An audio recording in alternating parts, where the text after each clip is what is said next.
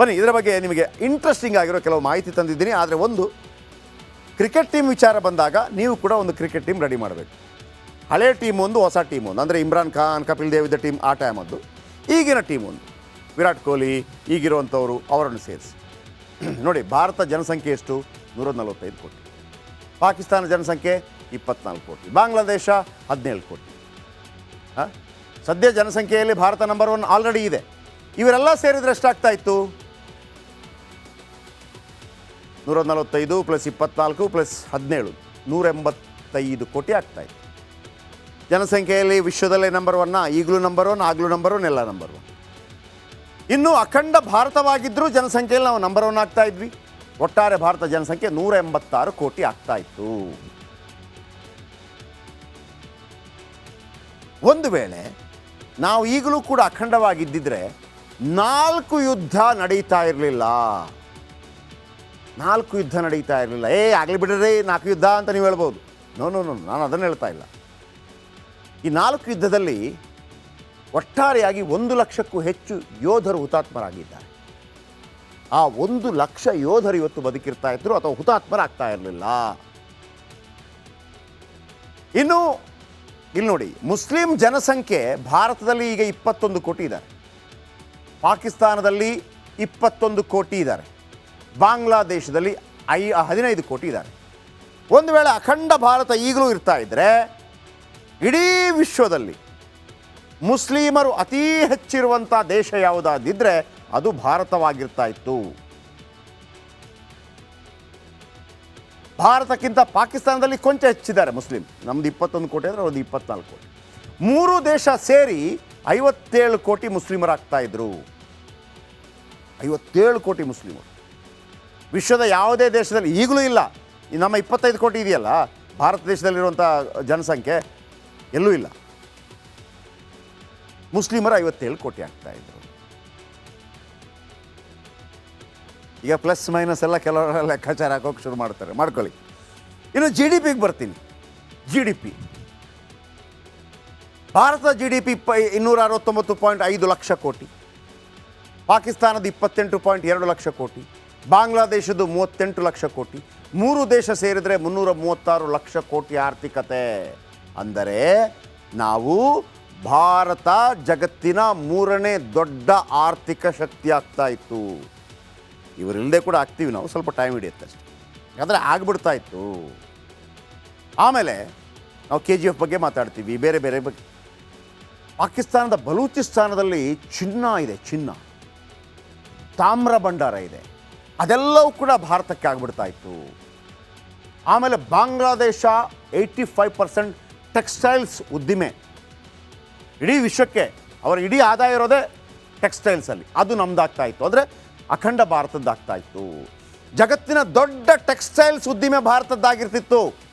ಭಾರತ, ಪಾಕಿಸ್ತಾನ, ಬಾಂಗ್ಲಾದೇಶ ಈಗಲೂ ಕೂಡ ಇಬ್ಬಾಗವಾಗದೇ ಇದ್ದಿದ್ರೆ. ಇನ್ನು ಸೇನೆ, ಅಮೇರಿಕಾ ಅದು ಇದು ಅಂತ ಹೇಳ್ತೀವಲ್ಲ, ನಮ್ಮ ಸೇನೆ ಹೆಂಗಾಗ್ತಾ ಇತ್ತು ಭಾರತ, ಪಾಕಿಸ್ತಾನ, ಬಾಂಗ್ಲಾದೇಶ ಸೇರಿದರೆ? ನೋಡಿ, ಭಾರತದಲ್ಲಿ 14.56 ಲಕ್ಷ ಸೈನಿಕರಿದ್ದಾರೆ. ಪಾಕಿಸ್ತಾನದ ಬಲ 6.54 ಲಕ್ಷ. ಬಾಂಗ್ಲಾದೇಶ 1.63 ಲಕ್ಷ. ಭಾರತದ ಸೇನೆ ಪದಾತಿ ದಳ ಅಂದರೆ ವಿಶ್ವದಲ್ಲೇ ನಂಬರ್ 1 ಆಗ್ತಾ ಇತ್ತು. ಅಂದರೆ ಭಾರತದಲ್ಲಿ 22.73 ಲಕ್ಷ ಸೈನಿಕರು ಇರ್ತಾ ಇದ್ರು. ಆಮೇಲೆ ಭಾರತ ಚೀನಾ ಯುದ್ಧ ಮಾಡಿದ್ದಿದ್ರೆ ಚೀನಾವನ್ನು ಆರಾಮ್ಸೆ ಹೊಡಿಬೋದಿತ್ತು ನಾವು, ಅಲ್ವಾ? 47 ಅವತ್ತೇ ಫಸ್ಟ್ ಬರ್ತದೆ. ಅರ್ಥ ಆಯ್ತಾ? ಪ್ರಥಮ ಸ್ವಾತಂತ್ರ್ಯ ಉತ್ಸವ. 48ಕ್ಕೆ ಬಂದಾಗ 2ನೇ ಸ್ವಾತಂತ್ರ್ಯೋತ್ಸವ. ಮಗುವಿಗೆ ಹಾಗಲ್ಲ, ಮಕ್ಕಳಿಗೆ ಹಾಗಲ್ಲ. ಹುಟ್ಟಿದ ದಿವಸವೇ ನಾವು ಸ್ವಾತಂತ್ರ್ಯೋತ್ಸವ ಅಥವಾ ಹುಟ್ಟುಹಬ್ಬದ ಮಹೋತ್ಸವ ಅಂತ ಮಾಡೋದಿಲ್ಲ. 1 ವರ್ಷ ಕಳೆದ ನಂತರ ಮಾಡ್ತೀವಿ. ಹಾಗಾಗಿ ಈ ಹುಟ್ಟಿದ ದಿನಕ್ಕೂ ಸ್ವಾತಂತ್ರ್ಯ ಸಿಕ್ಕ ದಿವಸಕ್ಕೂ ಕನ್ಫ್ಯೂಷನ್ ಆಗೋದು ಆ ಕಾರಣಕ್ಕಾಗಿ. ಕ್ಲಿಯರ್ ಆಯ್ತಲ್ಲ? ಈಗ 78ನೇ ಸ್ವಾತಂತ್ರ್ಯೋತ್ಸವ ಅಂತ ಯಾಕೆ ಅಂತಂದರೆ ಈ ಕಾರಣಕ್ಕಾಗಿ. ಅವತ್ತೇ ಪ್ರಥಮ ಸ್ವಾತಂತ್ರ್ಯೋತ್ಸವ ನಮ್ಮದು. 1 ವರ್ಷ ಕಳೆದ ನಂತರ 1ನೇ ವಾರ್ಷಿಕೋತ್ಸವ ಅಂತಲ್ಲ, 2ನೇ ಸ್ವಾತಂತ್ರ್ಯೋತ್ಸವ, ಆ ರೀತಿ ಲೆಕ್ಕ ಹಾಕ್ತಾರೆ. ಮಕ್ಕಳು ಹುಟ್ಟಿದರೆ ಅವತ್ತು ಹುಟ್ಟುದ ಹಬ್ಬ ಇರೋದಿಲ್ಲ. 1 ವರ್ಷ ಕಳೆದ ನಂತರ 1ನೇ ಹುಟ್ಟುದ ಹಬ್ಬ ಆಚರಣೆ ಅಂತೇಳಿ ಕ್ಲಿಯರ್ ಆಗಿಟ್ಟಿರಬೇಕು. ಇವತ್ತು 78ನೇ ಸ್ವಾತಂತ್ರ್ಯೋತ್ಸವ ಸಂಭ್ರಮ ಸಡಗರದಿಂದ ದೇಶಾದ್ಯಂತ ಮತ್ತು ವಿಶ್ವದಾದ್ಯಂತ ಭಾರತೀಯರು ಆಚರಿಸಿದರು. ನಾವೆಲ್ಲರೂ ಕೂಡ ಒಂದಲ್ಲ ಒಂದು ರೀತಿಯಲ್ಲಿ ಸ್ವಾತಂತ್ರ್ಯ ದಿನವನ್ನು ಆಚರಿಸ್ತಾ ಇದ್ದೀವಿ. ಕೆಂಪುಕೋಟೆಯಲ್ಲಿ ಪ್ರಧಾನಿ ನರೇಂದ್ರ ಮೋದಿಯವರು ಭಾಷಣ ಮಾಡ್ತಾ, ಫ್ಲ್ಯಾಗ್ ಹಾಯ್ಸ್ಟಿಂಗ್ ಮಾಡ್ತಾ ಸ್ವಾತಂತ್ರ್ಯ ಹಬ್ಬ 16 ಕಾರಣಗಳಿಗೆ ಇವತ್ತು ಗಮನ ಸೆಳೆಯಿತು. ಹಲವಾರು ವಿಚಾರಗಳನ್ನು ಮಾತಾಡಿದ್ರು. ನಾನು ಮೊದಲೇ ಹೇಳಿದೆ, ಭಾಳ ಮುಖ್ಯವಾಗಿ ನನಗೆ ಇವತ್ತು ಹೃದಯಕ್ಕೆ ನಾಟಿದ್ದು 2036ರಲ್ಲಿ ನಾವು ಒಲಿಂಪಿಕ್ಸ್ ಕ್ರೀಡಾಕೂಟ ಮಾಡೋದಕ್ಕೆ ಸಜ್ಜಾಗ್ತಾ ಇದ್ದೀವಿ. ಜೊತೆಗೆ ಒಲಿಂಪಿಕ್ಸ್ನಲ್ಲಿ ಭಾಗವಹಿಸಿ ನಮಗೆ ಪದಕ ತಂದಂತಹ ಅನೇಕರ ಜೊತೆ ಇವತ್ತೊಂದು ರೀತಿಯಲ್ಲಿ ಸಂವಾದಗಳು ಕೂಡ ಅಲ್ಲಿ ನಡೆಯಿತು. ಅವರೆಲ್ಲರೂ ಕೂಡ ಅಲ್ಲಿ ಭಾಗವಹಿಸಿದರು. ಬನ್ನಿ, ಯಾವ ರೀತಿ ಇತ್ತು 78ನೇ ಸ್ವಾತಂತ್ರ್ಯೋತ್ಸವ ಸಂಭ್ರಮ ನೋಡೋಣ ಬನ್ನಿ.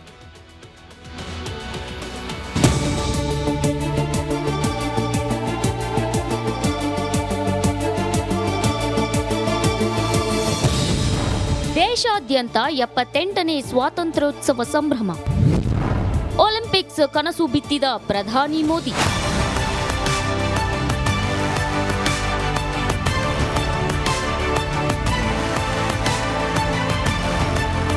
ಈ ಬಾರಿಯ ಸ್ವಾತಂತ್ರ್ಯೋತ್ಸವ 16 ಕಾರಣಗಳಿಗೆ ವಿಶೇಷವಾಗಿತ್ತು.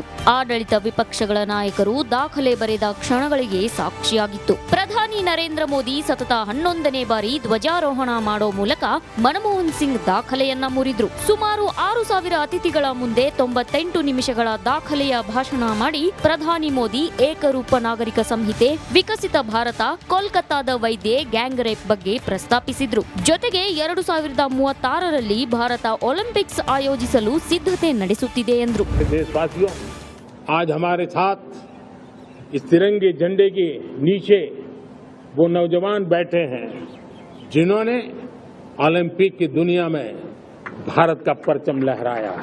भारत ने G20 को ऑर्गेनाइज किया, हिंदुस्तान के अनेक शहरों में ऑर्गेनाइज किया, 200 से ज्यादा इवेंट किए. पूरे विश्व में G20 का इतना बड़ा व्याप, इतना बड़ा कार्यक्रम कभी नहीं हुआ. तो साथियों, हिंदुस्तान का सपना है कि 2036 में जो ओलंपिक होगा वो मेरे हिंदुस्तान की धरती पर हो. इसके लिए हम तैयारी कर रहे हैं, उसके लिए हम आगे बढ़ेंगे. 78ನೇ ಸ್ವಾತಂತ್ರ್ಯ ದಿನಾಚರಣೆ ಸಂಭ್ರಮದಲ್ಲಿ ವಿಪಕ್ಷ ನಾಯಕ ರಾಹುಲ್ ಗಾಂಧಿ ಭಾಗವಹಿಸಿದ್ರು. ಕಳೆದೊಂದು ದಶಕದಲ್ಲಿಯೇ ಪ್ರತಿಪಕ್ಷ ನಾಯಕರೊಬ್ಬರು ಕೆಂಪುಕೋಟೆಯ ಸ್ವಾತಂತ್ರ್ಯ ದಿನಾಚರಣೆ ಕಾರ್ಯಕ್ರಮಕ್ಕೆ ಹಾಜರಾಗಿರೋದು ಇದೇ ಮೊದಲು. ಪ್ಯಾರಿಸ್ ಒಲಿಂಪಿಕ್ಸ್ನಲ್ಲಿ ಪರಾಕ್ರಮ ಮೆರೆದ ಭಾರತದ ಕ್ರೀಡಾಪಟುಗಳನ್ನ ಪ್ರಧಾನಿ ನರೇಂದ್ರ ಮೋದಿ ಸ್ವಾತಂತ್ರ್ಯ ದಿನಾಚರಣೆಯಂದು ಭೇಟಿಯಾಗಿ ಅಭಿನಂದಿಸಿದ್ರು. ಪುರುಷರ ಹಾಕಿ ತಂಡ ಡಬಲ್ ಒಲಿಂಪಿಕ್ ಪದಕ ವಿಜೇತೆ ಮನು ಭಾಕರ್, ಸರಬ್ಜೋತ್ ಸಿಂಗ್ ಮತ್ತು ಅಮನ್ ಸೆಹರಾವತ್ ಸೇರಿದಂತೆ ಒಲಿಂಪಿಕ್ ಸಾಧಕರನ್ನ ಆಹ್ವಾನಿಸಿ ಶ್ಲಾಘಿಸಿದ್ರು.